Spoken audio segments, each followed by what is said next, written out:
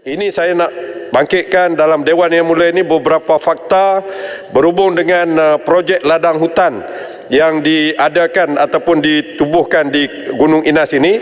Selepas kejadian itu 5 Julai, Jabatan Perhutanan Semenanjung Malaysia telah menubuhkan Jawatan Kuasa Siasatan Dalaman JPSM yang telah masuk dan juga menyiasat mengumpul maklumat terperinci yang merangkumi skop yang mendalam bermula permulaan kelulusan projek sehinggalah status terkini.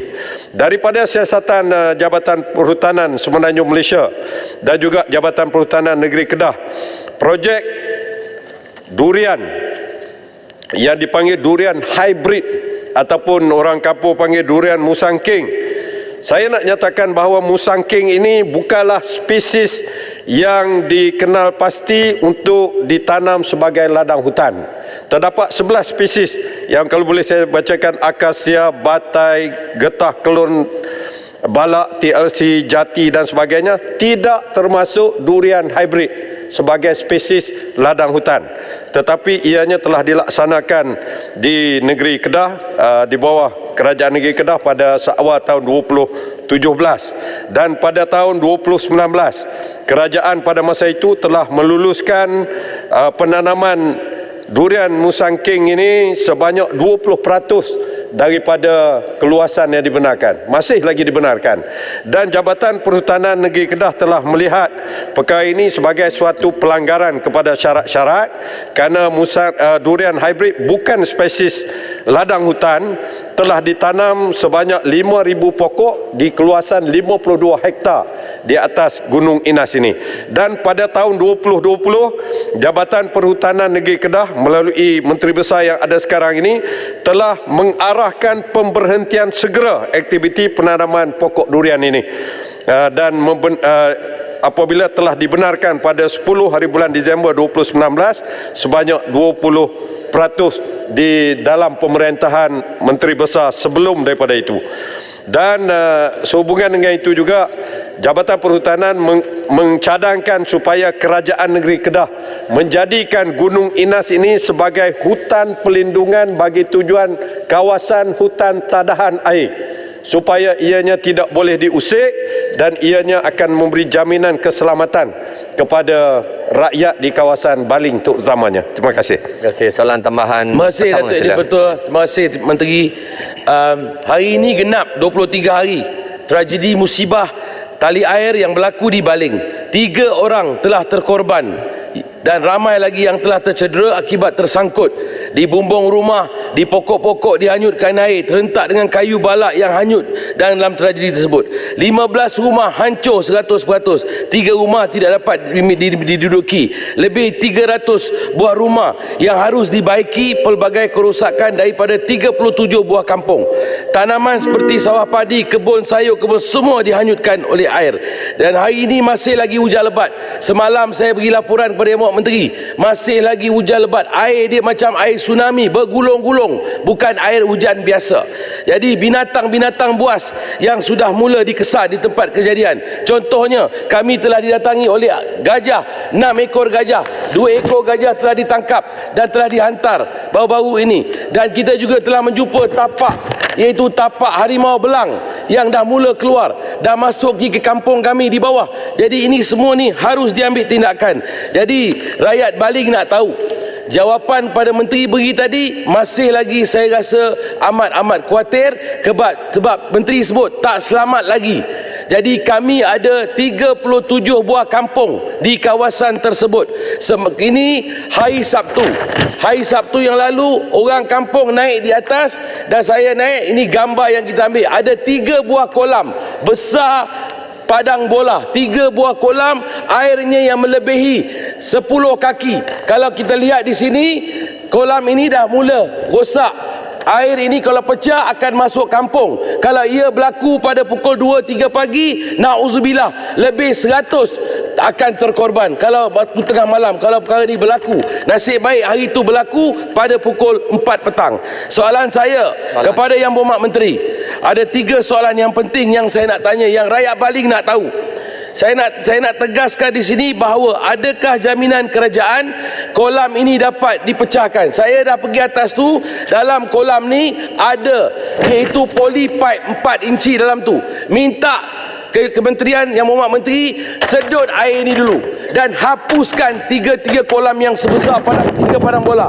Kalau ini dapat dihapuskan, insya-Allah kalau jadi hujan lebat, air ini tidak akan pecah, rakyat saya masih terselamat. Dan mereka hari ini, malam tadi, sebahagian rakyat saya pergi tidur dekat masjid sebab takut kalau perkara ini berlaku. Semalam yang gambar saya hantar bervideo, saya hantar pada Yang Berhormat Menteri respon saya malam tadi pukul 1 pagi. Ini yang sedang berlaku di Baling. Jadi soalan saya, apakah kolam-kolam ini akan dapat dihapuskan dengan segera? Kolam-kolam ini hanya ibarat time bomb yang menggunakan canvas, diletak kain saja di atas tersebut.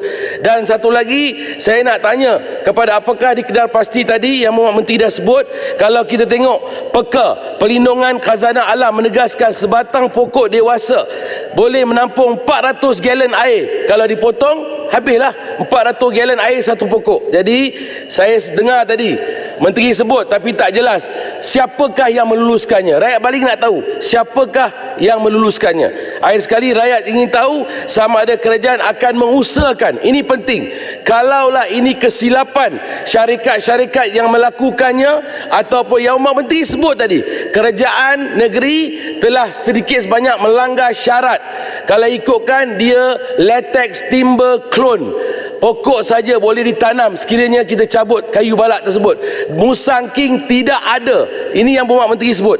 Ada tak syarikat-syarikat yang mendapat konsesi balak ini boleh membayar pampasan kepada rakyat saya di Baling yang tidak berdosa, yang menjadi mangsa terkorban, malah rumah-rumah mereka hancur, segala peralatan dalam rumah, lebih 450 buah rumah hari ini merana, nak cari makan balik, habis pertanian, habis peternakan, binatang buas sudah masuk. Jadi soalan saya, adakah Yang Berhormat Menteri boleh menjawab untuk memastikan ini boleh dapat dilakukan? Terima kasih. Sila Menteri, panjang saya beri masa. Terima kasih Tuan Diputua. Terima kasih kepada sahabat saya Baling yang begitu emosi kerana ini adalah rakyat beliau yang terlibat. Okey, yang pertamanya mengenai kedapatan 3 kolam, 3 kolam yang terdapat di atas gunung itu. Secara jujur dan secara ikhlas, kementerian terpaksa menjelaskan bahawa kajian belum lagi dapat mengesahkan bahawa kewujudan kolam-kolam takungan di atas itu menjadi punca kejadian yang telah berlaku. Belum lagi, sebab kolam itu intact, belum pecah, tetapi kejadian itu telah berlaku.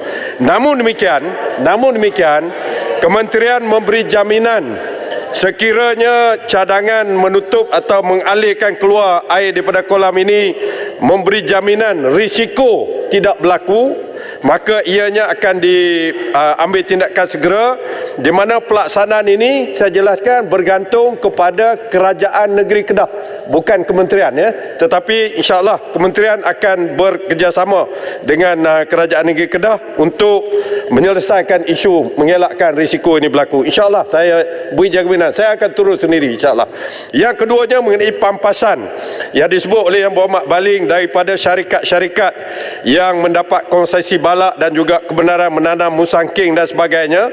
Sekali lagi, perkara ini saya rasa bergantung kepada kerajaan negeri, kerana yang meluluskan pembalakan di sini kerajaan negeri, yang memberi kebenaran untuk menanam tanaman ladang hutan juga kerajaan negeri. Jadi terpulang kepada kerajaan negeri untuk menggunakan budi bicara untuk impose satu pampasan. Di sini pun ada adun daripada Gurun Kedah boleh bangkit dalam Dewan Undangan Negeri bahawa mungkin, saya nak jelaskan bahawa tadi Jabatan Perhutanan telah menjelaskan di EIA, detail EIA telah menjelaskan bahawa EIA itu tidak termasuk untuk penanaman durian hybrid. Dia hanya merangkumi tanaman ladang hutan sahaja, tidak termasuk. Jadi ini satu pelanggaran, satu pelanggaran kepada DEIA yang telah dikeluarkan untuk projek ini. Terpulang kepada kerajaan negeri dan insya-Allah Kerajaan Persekutuan boleh berunding dan menasihatkan kerajaan negeri supaya mengambil langkah yang terbaik untuk menyelesaikan masalah yang dihadapi oleh rakyat Baling. Terima kasih. Terima kasih.